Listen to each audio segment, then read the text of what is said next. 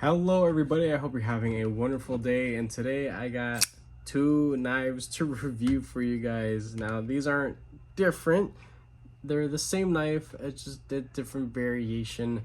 One only costs like like $10 more than the other. The difference is not much, but the way that these guys are built, the materials that they're using, yes, there is a difference. I will be going over some specs. I'll do weight, the difference between the two. There are actually 3 variations. I just didn't bother getting the other one because I don't need it. I already have 2 of them. One of them I'm going to give to my father-in-law. The other one I'm going to be doing modifications to. So I'm going to give that one away to my father-in-law. I'm sure he'll enjoy that for sure. So this is a knife brand that I actually was introduced to by watching one of Stasa 23 Knife Therapy's videos. He made some short format content, some long format content showing off this brand, Monikala knives. It looks like they only really have this model from what it looks like, but 3 different variations. So you have carbon fiber, you have titanium with some speed holes, and then you have a very large dimpled golf ball pattern black G10. They all have belt satin finishes, compound grind. You have a hollow here and then flat here at the tip for a little bit of extra super tactical puncturing capabilities right there. And the name of these guys are actually pretty funny. It's it's called the Assault Team. That's what they are. They're called the Assault Team. That's the name of the knife itself. This is the number 2, and this is the number 1 right here. I gotta understand why it's the number 1. It's titanium. And guess the price on it. Because not a single person that I showed this to, actually, you know what? No, one person got it on the dot. But that's because he's an enthusiast of a neighboring hobby. But I asked multiple people in my place of work what they thought this knife right here was valued at, or what it cost to get it, and they were all over the place. Some people were almost in the $100 price point, or maybe a little bit more than that, but not too many people were under. This can be had at $38.99. That's pretty freaking sweet. Now the Model 2, the carbon fiber one, $32.99. So yeah, I was just gonna tell you guys now, you're getting a lot of knife for the money for sure. Now there are a couple things I want to go over. Me having now 2 different variations, 2 examples from this brand and their build quality. There are consistencies and issues in those consistencies. So I'll go over those after do weight and size comparisons. I'll just have the nicer one. I'll have the titanium one out for size comparisons. But yeah, that's the price. So you know what? Let's just do the weight real quick on each. I know I did this during the unboxing of the titanium one. The titanium one and the other one weigh practically the same, I think. 4.2. This one is carbon fiber with steel liners, 4.3. So 0.1 more because this has steel liners and this is a frame lock full tie. Now it is a titanium alloy. It's not TC4. It's I don't know, something else, but it's still titanium. It can be anodized. Looks like titanium, smells like it, tastes like it. It anodizes like titanium. It is titanium, which at this price point is damn near unheard of. A lot of the brands that you and I know are not capable of bringing a knife to the market with this material, which is pretty crazy to say, but it's true. I mean, hey, if you know of another knife that has 14C28N blade material that is actually very well heat treated and a titanium alloy, I mean, yeah, maybe there's 2, son, right? But for just under 40 bucks, no, I don't even think Tucson really. Anyway, let's do some size comparisons. Really, Tucson was the only one I thought about. I almost forgot about them for a second. Here we have a Spyderco -5, f5.5. So this is going to be definitely a full-size knife. It's not a large knife, but it is full size. Let's do a bug out. But quite a bit bigger than a bug out. Demco 80-20.5. Definitely has a good bit of length on that, mainly because of the blade shape. That Demco just has really odd proportions, but it is a wonderful knife. Spyderco PM2. It is just a hair shorter than a Spyderco PM2. That's crazy. And then this big boy right here, We Knives Praxis. Of course the Praxis is bigger. I don't think I have anything that's bigger than the Praxis at this point in time. So, but that's why it's a size comparison knife, also because it's wonderful. Nice. All right, I do have one other knife that you may or may not agree with, but I have here my Hinder Knives XM18 3.5 inch. And the reason why this is on the table, it's not so much this one, because it feels significantly thinner in hand. Is it significantly thinner? Oh yeah.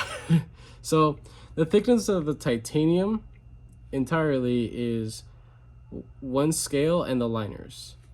The carbon fiber one is significantly more comfortable, more hand feeling. It is so much nicer in hand. This is meant for people with larger hands, and this is a good spot to be in. Now, you could rest on the flipper tab if you really wanted to, but it might nick you if you go a little bit further back. I wouldn't really recommend it, honestly. But the reason why this thing is here on the table is because I want to talk about ergonomics. Now, while they look quite different, here you have a full forward finger choil. The way that they feel in hand, back here, not up here, because this is elite up here. That feels awesome. That feels great. Back here, while it still feels good and useful and honestly pretty comfortable still, it feels sweet. Back here, this feels pretty freaking sweet too. So while they look very different and price points are galaxies apart, yeah, they both feel quite similar to each other. So that's just me. I don't know. I was going through my collection and I was just messing with stuff, and every once in a while I clean and I re-lubricate, or just fondle things, fondle knives like a weirdo. I know all of you guys do too, and gals. That's what you guys do. That's why you're here. That's why I am here, to fondle sharp things. But I noticed when I was messing with some of my stuff that this feels quite similar to the 3.5 inch XM18 non-flipper. Now I'm sure the flipper one, because of the way that it's shaped, is probably about the same thing, honestly. But I haven't experienced that, so that's really my only example of a Hinder. So, but they feel quite excellent in hand. So definitely the carbon fiber one is going to be the more comfortable, the easier to manipulate. Also, this has smoothened up incredibly well. The pivot is cranked down all the way, and you know what? It has a D-shaped pivot that's actually captured. Every once in a while, I get a knife that, while they may have a D-shaped hole or a D-shaped actual pivot itself, it's not actually captured. I know it sounds a little stupid, but take the CGRB Pirate, for example. There's a D shape there, but it's not actually captured. It's free spinning. They just took a pivot from their junk drawer and then just threw it into a knife. Wonderful knife, CGRB Pirate, but it's not a captured pivot. So at least the examples that I've had. This actually has a captured pivot. That's pretty darn cool. You know where you don't get captured pivots either? Sand cut knives. You don't get captured pivot on sand cut knives. Maybe a couple of their variations, possibly. I know Civivi has their little logo with the little tab hidden underneath. That's super cool, super clean. I like that. But with the sand cut models that I've had, Axis T8s on both sides, and it's free spinning. Kind of a headache, but not really that big of a deal in that price point, right? You know, this is right around sand cut money, but you're not gonna get well treated 14C28N on a sand cut. Not at this price point. You're gonna get it on a Civivi, yeah, for sure, but not on a sand cut. So there is a good bit of value. There's definitely a lot of good here for sure. You can also very comfortably and reliably reverse flick it. While this has a whole lot of satin all over it, the ceramic detent ball has broken in quite beautifully and rides on the surface of that blade pretty smoothly, so I definitely enjoy that. This has smoothened up so much more than my titanium one, and I've only had it about a week longer than my titanium one. I actually enjoyed this version so much that I went ahead and bought the titanium one. It did take me a little bit longer.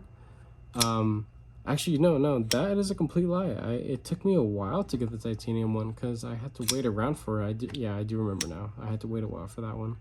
Because it went out of stock because so many people have been buying these things up like crazy. I'm sorry, this thing's been like off screen this whole time. But just taking a look at it, it's a budget knife. There are plenty of things that definitely show that off. So very simple bent steel pocket clip, but it's very low profile, little rise there. It's not sharp at all. Everything feels well machined. It is inset into the scales, and you know what?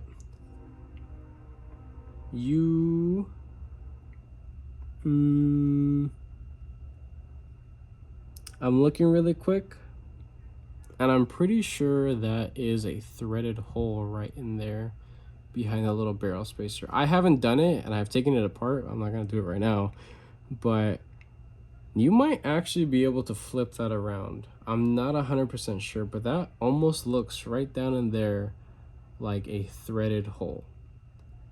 So you might be able to flip it around, lefties, possibly.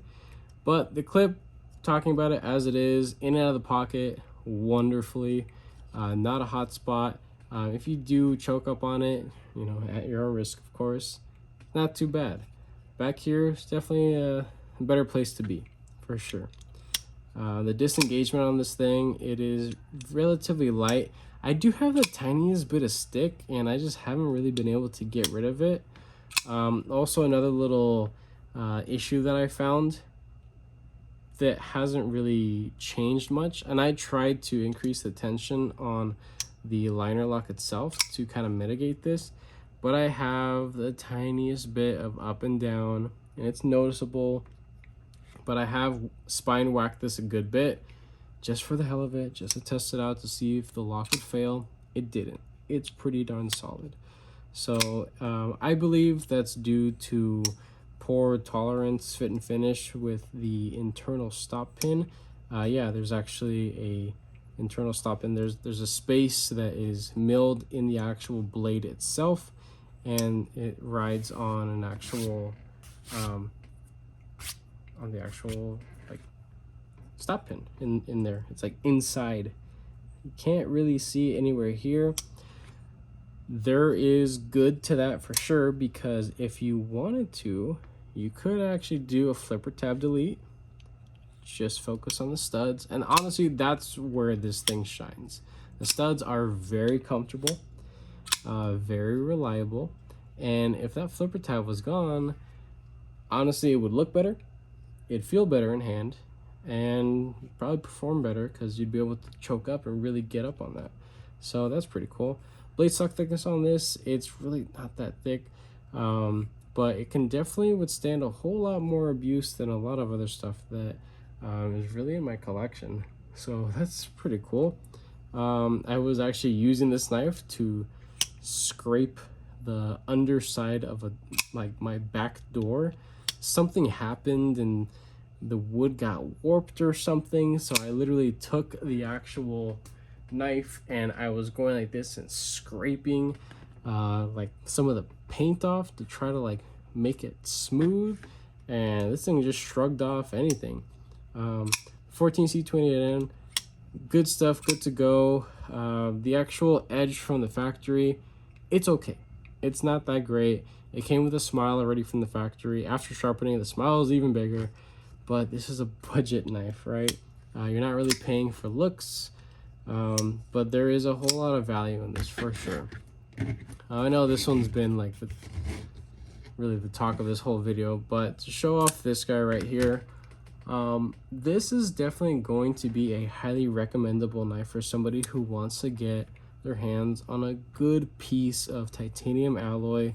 While it is not pure, you know, the very best TC4 titanium, or you know, whatever is the highest 6ALV4 or whatever, that type of titanium, this is a lesser alloy, but still it can take color.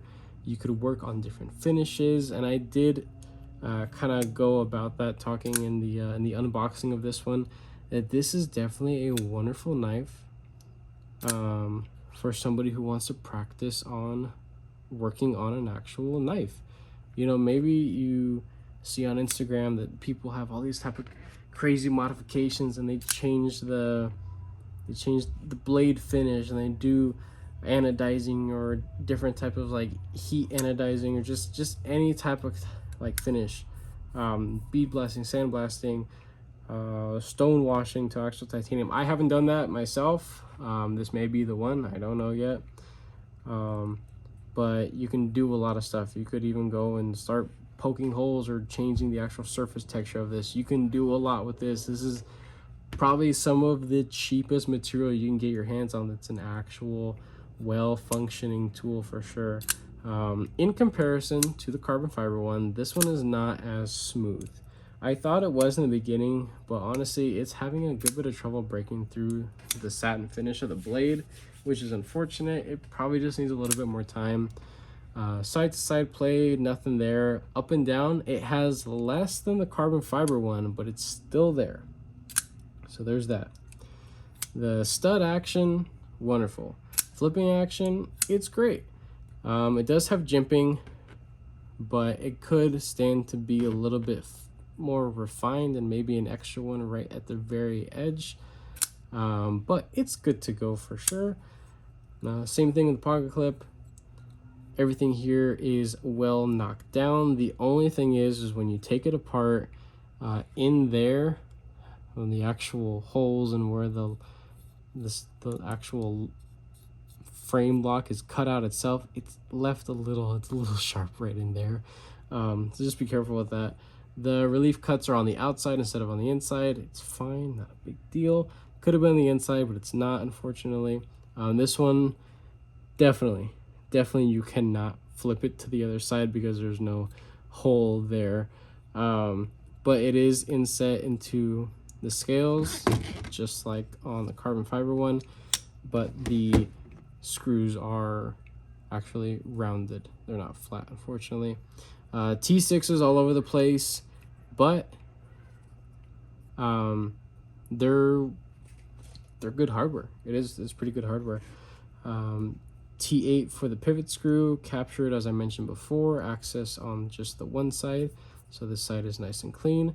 T8 if you want to remove or clean around the actual studs there.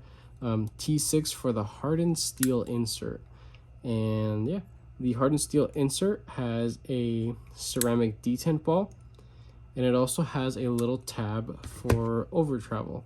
So that's pretty cool. So there's a lot of thought that has gone into this. There's a lot of good here, a lot of value. I highly recommend this this model, this brand. Hopefully they come up with more stuff. Hopefully with the butt ton of people that have been buying their knives, hopefully they listen and they hear what people want, because there's a lot of good here, and I think with a couple little tweaks they can make something even better.